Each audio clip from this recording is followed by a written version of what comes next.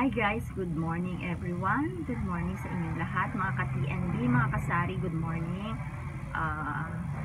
Time check tayo, 8:30 na ng umaga. So Friday tayo ngayon, March 19, no? March 19.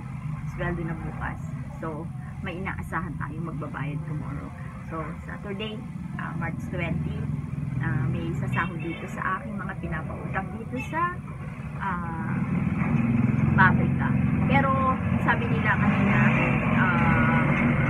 makasumahod sila ngayon. So hintayin natin para makapagdagdag tayo ng paninda sa tindahan, no?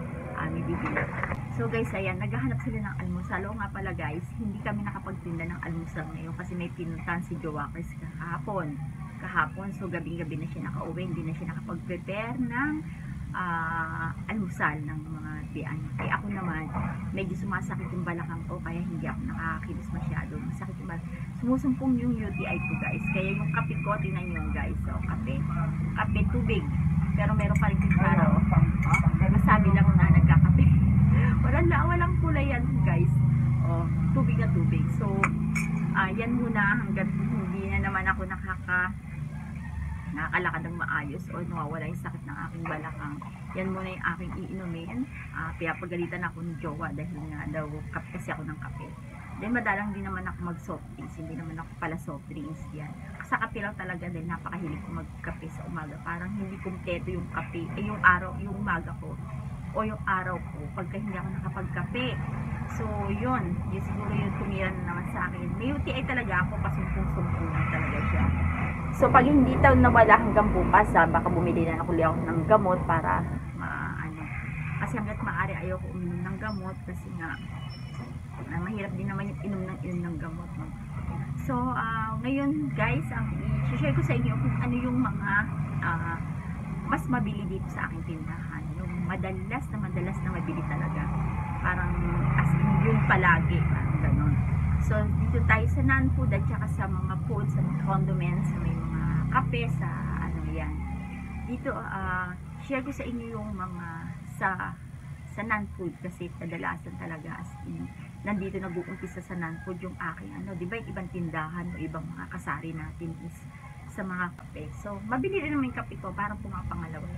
Pero unang-una talaga sa akin is sigarilyo guys. Napakalakas ng sigarilyo. Yung sigarilyo ko kasi guys, dito lang ako bumibili sa harapan ng yung wholesaler dito. Dahil hindi naman kasi ako hindi ako yung rim bumili ng hindi pa ako rim bumili ng sigarilyo guys kasi hindi pa kaya ng budget. Kasi binabudget ko lang yung aking pambili. So para mabili pa yung ibang ilalagay ko sa tindahan. So kasi ang laki ng sigarilyo, di ba? Kumbaga ang laki ng puhunan. Talagang as in sa isang rim is libo, di ba? Sa isang rim ng Marlboro is 1,107 ata, no? Kasi ang bili ko na kasi ng isang kaha is 117. No, binibenta ko siya ng 7 pesos. Yan, yung Marlboro. Ang talagang mabili sa akin dito is Winston and Fortune Green, no? Yun yung pinakamabili sa akin. Fortune Green ba? Fortune White? Basta yung isang klase ng yun yung mabili sa akin. So yan, bali kung kukwentahin ko or kung bumibenta ko ng limang kaha sa isang araw. So kung tutuusin, mahina pa ito sa ibang tindahan kasi ibang tindahan talagang as in kaha-kaha yung binibili, diba? Sa akin kasi hindi, kasi marami talagang tindahan dito. So ganun lang yung pinakamalaki kong benta. Bumibenta ko 5-6 na kaha sa isang araw. So parang guys, so balik tayo guys. Ito ipapakita ko sa inyo kung alin yung mga mabili sa akin sigarilyo. Mag-start tayo sa mas mabili, no? Ito katulad nito. Ito lang yung Fortune na paninda ko. Ito lang. So ito yung pinakamabili sa akin dahil nga maraming babae, lalaki, maraming nagsisigarilyo ng ganito, no? Ito yung mga bumibili sa akin ng mga kalahating kaha. Pero madalang bumibili sa akin ng kaha-kaha. Puro tingi lang siya. So, ito yung unang-una. Pumapangalawa yung Winston. Itong Winston. Winston Red. Hindi ko alam kung may mga ibang kulay nito. Pati ito, sa Fortune, hindi ko rin alam kung may mga kung anong pang ibang variant nito. Pero ito lang kasi yung nabibili ko. Tsaka ito. So, pasensya na kayo guys pala sa boses ko. Shoutout ko lang si Madam Duday. Shoutout lang. Napansin niya na mahina talaga ang mahina boses ko. O no, mahina talaga boses ko. Kahit yung mukha ko as in nakaganon na sa camera, mahina pa rin yung boses ko. No, pasensya na kayo sa boses ko, talaga mahina. Kailangan ko siguro mag-mic, no? Kasi nga talagang mahina. Ay ngayon medyo maano pa yung lalamunan ko kasi ayan. Pasensya na kayo. Excuse me po. So yun nga guys, yun nga yung Fortune, yung pinakauna-una sa akin nabibili. Winston. Then sumusunod ang Marlboro Red. Yan, ang Marlboro Lights. Yan. Oo nga pala guys, ito bentahan ko is 7 pesos lang. Kahit tumaas na siya ng piso nung nakaraan, di ba? Ito 6 pesos ang bentahan ko sa Winston. Then itong Fortune is 6 pesos din. Yan, 6 yan. Then ito 7. Then ito malamang 7 din to kasi nga kailan nung isang araw lang bumili. Yan, hindi pa nababawasan, no? Madalang kasi yung naghahanap sa akin nito. Pero yung mga pagdating kasi ng gabi, lang guys So guys, balik tayo. Pasensya na kayo sa boses ko, talagang parang namamaos ako. So ito guys, kabibili lang namin ito nung kailan lang. So hindi pa rin nabubuksan. Ayan. Siguro ang bentahan din dito kasi parehas lang naman yung price ng Marlboro Red sa Lights dito, kaya 7 din ang bentahan ko nito. Pero may mga nagsasabi na, kasi nagtanong ako kung magkano benta sa ganito, na nagsasabi 8 nga daw, 8 ang bentahan. So tingnan natin kung saan mapupunta sa 7. Malamang sa 7 lang din. So ayan. Then Mighty Green, kasi meron din akong Mighty White. Yan, tsaka Mighty Red. Gusto yung Mighty Red ko, so ito na lang. So, ganito yung Mighty, yung parang yung kaha nung unang araw pa, diba? Yung mga ganyan. So, ito nga yung mga parang flip top na tawag, diba? Flip top tawag. So, yung mga ganito ang aking mga tinitindang sigarilyo. So, yan lang ang mas binibenta kong sigarilyo. As in, mabili talaga yan sigarilyo sa akin. Halos araw-araw talaga. As in, sa isang araw, bumibili ako ng 4-4 na kaha lang dito. Kasi kaharap lang, wala namang pamasahe, walang ano. Mas inokay ko na magkahakahan lang, no? So, yun nga, ang hirap pagsalita. Guys, andali lang ha. So guys, balik tayo. Medyo maano talaga yung lalamunan ko. At saka dumating yung nagdi-deliver sa akin ng itlog. Ayan.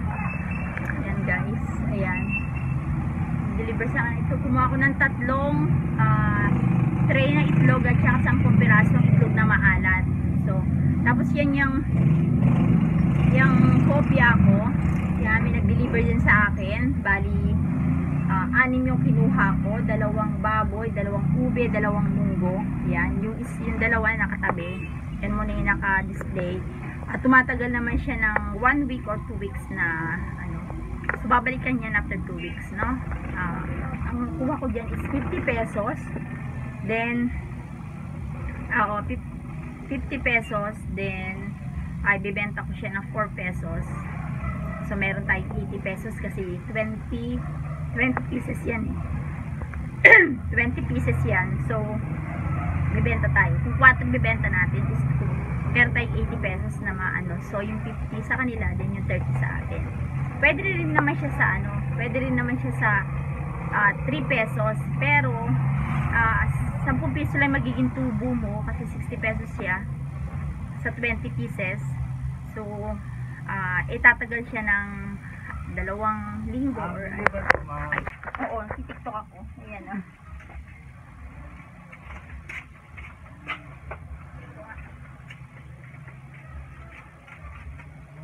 This is regular SUP to 110 grams. Ito po yun, ma'am. Dalawa po. Ito po yung cheese pimiento SUP 110 grams, ma'am. Dalawa din. Eden Mayo, 6. Tapos, Oreo, dalawa. Whole, honey lemon po yan. Cheese with regular cream pack, 10.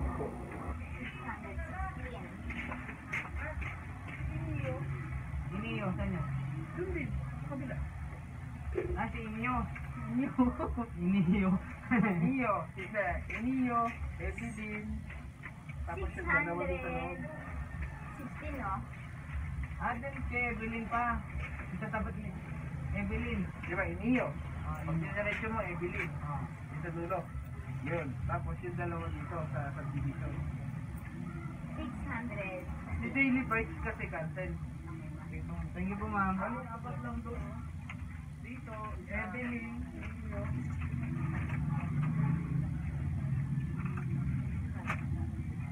So guys, dumating yung aking mga yung ahente ko ng Mondelez. Yun, yung mga produkto ng Mondelez. So ayan, umorder ako ng ilang piraso. Tulad nito guys, ayan etong Mayo Eden. Yan, umorder ako nito. Yung cheese whiz. Yan, ito yung cheese whiz, yung mga ganitong klase. Guys, ayan. Saka to. Ayan, yan. Itong mga to. So, yan. At saka itong holes na to. Then, itong Oreo. Kasi mabilis sa akin to eh. Kaya dalawa na yung binili ko siya. So, ang zeste kasi guys, ganito. So guys, balik tayo. So guys, ito, kung bakit ako naging nakumuha ng ganito. Sa totoo lang, halos parehas lang naman yung price nila dun sa mga wholesaler na binibilan ko. Pero dito sa harapan, sa Pure Gold, halos mga parehas lang naman. So mas mababa lang siya ng point lang, something lang, parang ganun lang, siguro mga 10 cents lang sa ata. Kaya, kasi, namimilit sila nung una. Ang sabi nila, kahit konti lang, meron lang silang may report or makuha na order, kahit sa isang tindahan, makakuha sila ng order na kahit konti lang. Parang, kung pwede, kung pwede, parang kahit isang, mga dalawang item lang, parang gano'n ang inaano nila. Ang na-approach nila sa akin na, o sinasabi nila sa akin na kunin ko. So, naano naman ako, so, kumuha na rin ako kahit pa paano. Nung una kasi naging palpak yung deliver nila sa akin. So, lahat naman, kumbaga, parang okay lang naman, konti lang naman yung palpak. Di, kumuha uli ako. Yan. So, yan, ang kadalasan na kinukuha ko lang yung mga ganito, mga palaman lang naman. Ang produkto lang kasi nila kadalasan yung mga, ayan, katulad ng cheese whiz, mga Eden, yun, yung Oreo, yung Halls, yung mga gano'n. Konti lang naman yung produkto nila. So, yung iba mga hindi siya fast moving. So, kaya konti lang yung aking pinukuha. So, balik tayo guys, sana ba tayo? Yan nga guys, dumating yung sa itlog, yung hopya ako kagabihan dumating. Then, ito ngayon sa then, yung Pure Gold ko mamaya-maya, sigurado nandiyan na yun. So, asan ba tayo? Wala na tayo sa topic, no? So guys, dumating naman yung sa tinapa ko. Nagbibenta rin kasi ako ng tinapayan. Yan, dumating naman. So, ayan, medyo malalaki eh. Ganun pa rin nyo? Ako. Kami na? Naka-ani. Na piraso. Kasi 2 araw lang din naman kasi yung natatagal sa akin. 2 araw pa lang buntabay. Hindi dito yan Nahapon noon. Sige, pakilapag na lang po dyan. 45. 27.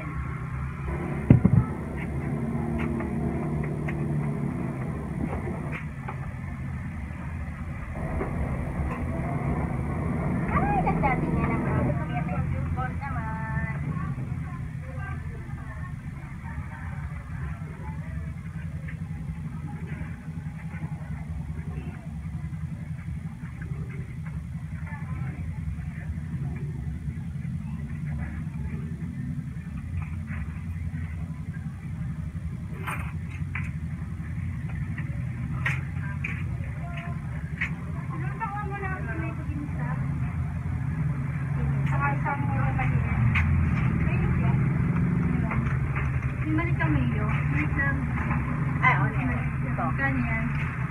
ano, 11. Yung isa nito, wala. Wala akong yan. Yung ganun lang siya kayo malaki. Ano wala yung isang... Oo, yung sa klase, wala. Okay na po ba? Sige ako na po.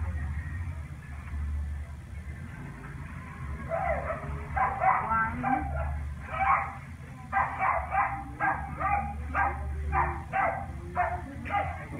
Two, 7.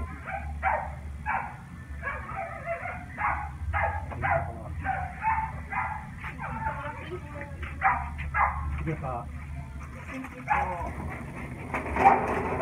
Bumili sila, Martin. Mami, gabi nila ako ng ganyan. Yung nakabuka. Ay, ganyan. Alin? Nakabuka ng ganyan. So guys, ayusin muna natin yung tinapa kasi hindi pwede siya yung naka-open kasi baka langawin. So babalikan ko kayo guys. So guys, dumating yung deliver ko from Pure Gold. So ito, dalawang box, isang maliit at isang malaki. Then itong Yakult. Tatlong pirasong Yakult. Yan, tatlong ano.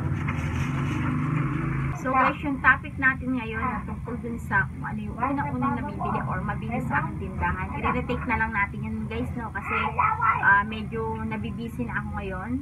Nabibisi na baka mamaya or bukas ko na ulit siya i-topic. So guys, thank you for watching guys.